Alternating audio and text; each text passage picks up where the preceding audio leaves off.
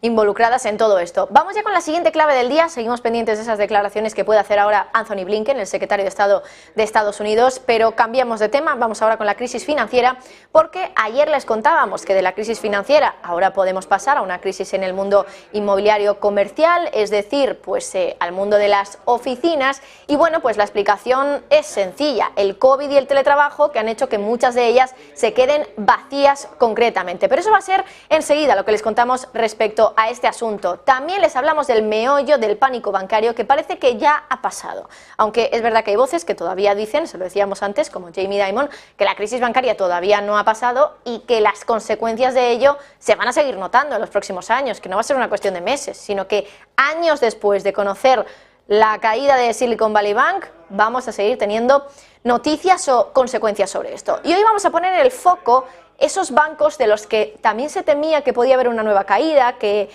después de Silicon Valley Bank, Signature Bank, íbamos a tener caída, por ejemplo, de First Republic, de Pacific West, una caída que, por cierto, todavía, por lo menos, no ha llegado, así que vamos con uno de ellos. El primero, First Republic Bank. Recuerden, ese banco donde inyectaron los grandes bancos de Wall Street 30.000 millones de dólares, 30.000 millones, que no es poco, y que inyectaron los gigantes financieros de Wall Street, que la cuestión es, ¿y ellos por qué se meten en todo esto? Porque no quieren que haya más caídas en el sector bancario regional, que tampoco les afecta de lleno, a no ser que, claro, estén pensando que el pánico bancario al final también puede acabar afectándoles. Bueno, pues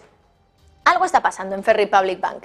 Recuerden que nos hemos extrañado en muchas ocasiones de por qué los bancos estaban dando unas remuneraciones en sus depósitos que, bueno, eran como para echarse una risa realmente, y que muchos expertos incluso culpaban a esas bajas remuneraciones de la huida de los depósitos de esos bancos, porque claro, los inversores que veían unas remuneraciones en torno a un 0 o 1% en algunos bancos, mientras que la deuda soberana de Estados Unidos, considerada una de las más seguras del mundo, estaba dando pues un 3-4%, ¿para qué iban a tener sus ahorros en los depósitos, pudiendo tenerlos en letras, por ejemplo, o en bonos a corto plazo y ganar, bueno, pues bastante más dinero, casi 4 veces más? Bueno, pues ahora algo está pasando en estos depósitos. Bancos como First Republic Bank o Pacific West, otro de los que estaba también en la cuerda floja, ahora están empezando a hacer algo que ya hizo antes Credit Suisse y que hizo casualmente antes de su caída. Estamos empezando, bueno, hablando de empezar a remunerar los depósitos, y con tipos muy atractivos. Es decir, los bancos quieren que no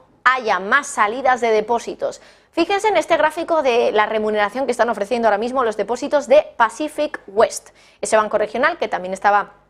en la cuerda floja y que, bueno, desde el 1 de marzo, por hacernos una idea, ha llegado a perder en bolsa más de un 60%, y un banco, por cierto, del que han huido más o menos el 30% de los depósitos, así que ahí se hacen una idea de cómo estaba Pacific West. Bueno, pues este banco ha empezado ya a remunerar los depósitos que están dando ahora mismo una rentabilidad anualizada, lo están viendo ahí, del entorno al 5,5%. Claro, esto es una rentabilidad importante. Si lo comparamos con la rentabilidad que ofrecen a un año, por ejemplo, los bonos de Estados Unidos, que, bueno, son de los que más rentabilidad ofrecen en la curva de tipos de Estados Unidos, ahora mismo esos bonos están ofreciendo una rentabilidad, los bonos a un año de Estados Unidos, del entorno al 4,5%. Así que, claro, los depósitos de Pacific West están dando más que 100 puntos básicos más que los bonos del Tesoro de Estados Unidos. Es decir, ahí tienen un plus, un margen, una plusvalía en los depósitos frente a algo seguro como puede ser la deuda de Estados Unidos. La cosa es que históricamente esto ha sido una señal de que hay problemas, porque claro, los bancos son muy listos, siempre que se lo puedan permitir, retrasan todo lo posible la remuneración de los depósitos cuando los tipos suben, y lo están viendo ustedes aquí en España. Por ejemplo, Open Bank del Banco Santander es uno de los que más paga, y la TAE, la tasa anual equivalente, realmente es del 2,75% en sus depósitos. Todavía está lejos del 3%, donde están ya los tipos de interés oficiales del Banco Central Europeo. Y claro, también ni hablar de cómo están los bonos ahora mismo cotizando también en Europa. Así que claro, a la vista está que la historia nos sugiere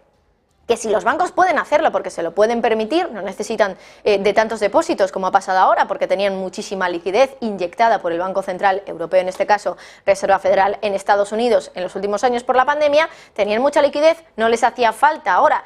tener esos depósitos como algo atractivo, y por eso no los estaban remunerando, o estaban retrasando al menos todo lo posible esa remuneración de los depósitos, porque claro, si ellos estaban por un lado aplicando esa subida de tipos a los préstamos, a lo que el dinero que ellos se llevan, pero al dinero que ellos pagan a los clientes, es decir, remuneración de los depósitos, eso no lo estaban aumentando, esa remuneración, pues ellos se llevaban ese margen. De momento lo estaban intentando hacer hasta que pudieran, es decir, hasta que el mercado ya les empezara a pedir esa rentabilidad mayor en los depósitos. Bueno, eso es lo que le pasó a Credit Suisse, que ya hubo un momento que tuvo que subir la rentabilidad de sus depósitos hasta el 9%, y esto precisamente ocurrió días antes de que UBS comprara el banco. El problema está en que, claro, una rentabilidad tan jugosa como esa al final no acabó siendo suficiente como para frenar la huida de los depósitos de Credit Suisse.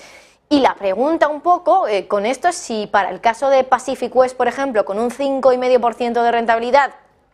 o para First Republic Bank, pues bueno, pues estaremos ante algo suficiente como para frenar la salida de depósitos. Vamos ahora sí con First Republic Bank, porque aquí han hecho lo mismo. Están pagando a sus depositantes entre el 4,25 y el 4,95 anualizado en unos depósitos que van desde los 30 días hasta los 7 meses. En los depósitos de 30 días pagan un 4,25 y en los depósitos a 7 meses, lo están viendo ustedes ahí, pagan 4,95, que sería lo máximo, insistimos, una tasa anualizada. Bueno, claro, eso que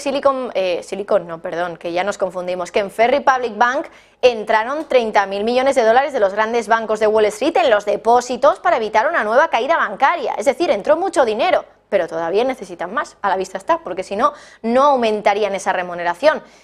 La cuestión aquí un poco es qué lectura hacemos, más bien, o qué lectura hacen los clientes, ¿no? Que al final son los que van a determinar si el banco sigue adelante o no, porque son los que, si no están muy seguros de cómo va el banco, pues retiran su dinero y se acabó todo. La cuestión es si lo ven como algo atractivo, suficientemente atractivo como para que, bueno, pues entrar en esos depósitos y por lo tanto darle liquidez al banco, o si lo ven más bien como una señal de que la entidad está aumentando esa rentabilidad porque de verdad ven las cosas difíciles y por eso a lo mejor hay que huir todavía más del banco. Bueno, recuerden lo que pasó con Credit Suisse y esa rentabilidad de los depósitos del 9% justo antes de que el banco cayera.